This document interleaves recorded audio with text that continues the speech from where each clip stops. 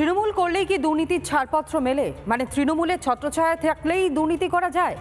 বিশেষত তৃণমূলের যেই সকল নেতারা মন্ত্রীরা রয়েছেন তাদের একটা অংশ যেভাবে দুর্নীতির সঙ্গে জড়িয়ে গিয়েছে তাতে এই প্রশ্নটা ওঠা খুব স্বাভাবিক বিষয়।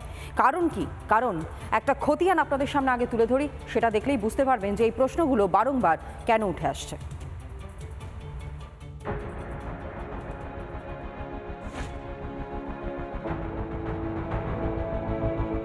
যাদের ছবি দেখলেন তাদের মধ্যে মিল কোথায় জানেন? এরা প্রত্যেকেই তৃণমূলের নেতা মন্ত্রী, প্রত্যেকেই কোনো না কোনো দুর্নীতির সঙ্গে অভিযুক্ত। ও হ্যাঁ, তৃণমূল তো আবার নিজেকে সততার প্রতিমূর্তি হিসেবে দাবি করে, তাই গ্রেপ্তার হওয়ার পর কাউকে কাউকে পদ থেকে সরিয়েও দিয়েছে। তবে পদে থাকাকালীন কিন্তু নেপোয়ে মারে দই।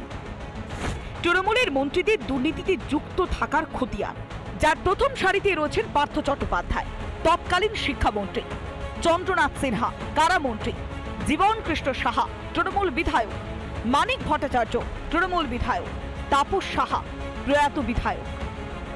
এ তো গেল নিয়োগ দুর্নীতির খতিয়ান। আর এবার দিয়ে রেশন দুর্নীতির খতিয়ান। জ্যোতিপ্রিয় মল্লিক, তৎকালীন খাদ্যমন্ত্রী। আর আরজি করে যে দুর্নীতি হয়েছিল সেখানেও প্রথম সারিতে রয়েছেন তৃণমূল বিধায়ক সুদীপ্ত রায়। জেলার নেতাদেরও কীর্তিও কোনো অংশে কম যায় না। কাকে ছেড়ে আর কার কথা বলি? বীরভূমের বাঘ অনুব্রত মণ্ডলের কথা নিশ্চয়ই মনে আছে। গরু চুরির অভিযোগে জেল খেটেছেন। রাঘব বোয়ালদাই নয়, তৃণমূলের চুনোপুটিরাও চুরি করেছে দেদার।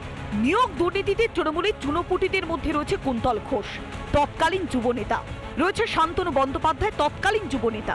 আবার জিটিএস স্কুলে যে নিয়োগ দুর্নীতি হয়েছিল সেখানে ছিল ত্রিনাঙ্কুর ভট্টাচার্য, টিএমসিপি রাজ্য সভাপতি, বাবুই বসু, হাবড়ার কাউন্সিলর। মুখ রক্ষার খাতিরে কয়েকজনকে দল অবশ্য বহিষ্কার করেছে, কিন্তু ত্রিনাঙ্কুরে এখনো পর্যন্ত বহাল তবিয়াতেই ছড়ি ঘোরাচ্ছেন। দলনেত্রী তো অবশ্য বলেছেন দলে কয়েকটা চোর জোচ্চোর থাকতে পারে। তৃণমূল আর দুর্নীতিগ্রস্ত, মানে দুর্নীতি সমান সমান। তার কারণ হচ্ছে সমস্ত দলেই কিছু দুর্নীতিগ্রস্ত লোক একটা দুটো খুঁজলে পাওয়া যাবে। চোর, জোচ্চোর, রেপিস্ট, খুনি, তোলাবাজ, মানে যত রকমের দুর্নীতি হয়, অপরাধী হয়, তাদের নিয়ে যে দলটা ভারতবর্ষে জন্মগ্রহণ করেছে তার নাম তৃণমূল। মাননীয়া, আপনার দলে মণিমাণিক্যে ছড়াছড়ি।